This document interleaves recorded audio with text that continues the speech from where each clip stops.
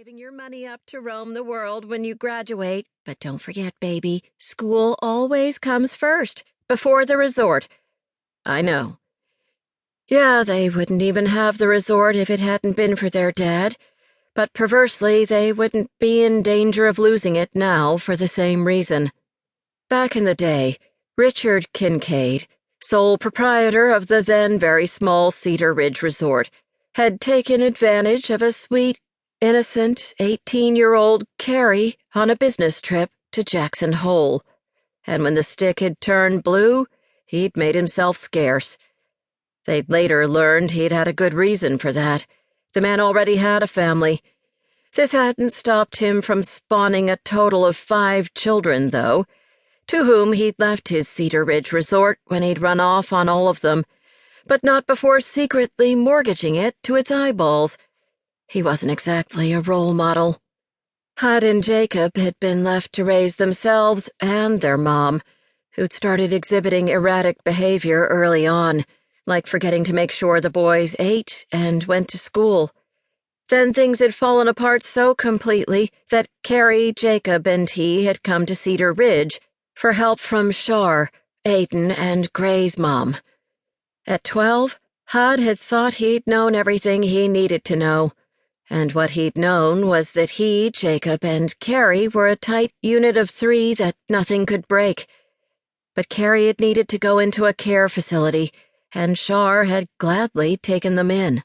Suddenly, Hud and Jacob hadn't had to worry about getting them or their mom fed, or how they'd get to school.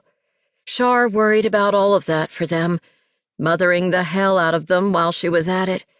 It had been freeing. And Hud had immediately fallen in love with Colorado, with the mountain, with his half-siblings, with Shar, with everything. He loved it all. And even though he and Jacob had made a pact to get the hell out as soon as they turned 18, Hud had always known that he wouldn't want to leave, that he'd never want to leave. He and Jacob had taken jobs at the resort when they turned 15, starting out at the bottom as lift operators. Not a bad gig for 2 punk-ass kids who'd had a good time watching hot girls coming and going. The best few years of Hud's life. But 18 had come all too quickly, and then the fight of all fights with Jacob.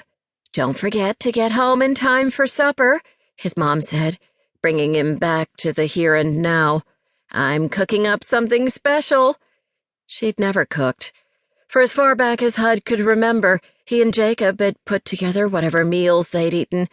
Actually, he'd put together the meals, and Jacob had taken care of the house the best he could. And to make Carrie feel better about it, Hud had always promised her it was something special, which usually meant he'd toss together whatever shit he managed to scrape up. Hud remembered lots of ramen and even more apples and peanut butter. Throat oddly tight, Hud squeezed his eyes shut and tried to dispel the images before they opened the door to more painful memories. "Gotta go, Mom. Love you, baby," she said, and disconnected. Hud shoved his phone away and took a second to get his head together. It was the second Saturday in January, which meant high season. By noon, they'd reach full capacity. Great for the strained bank account of the resort, great for the shops and cafeteria, and all the other businesses in town. It was great for everyone who didn't have to manage a mountain full to the brim with people in day-off mode, which meant a lot of them had short-circuited all good sense and were accidents waiting to happen.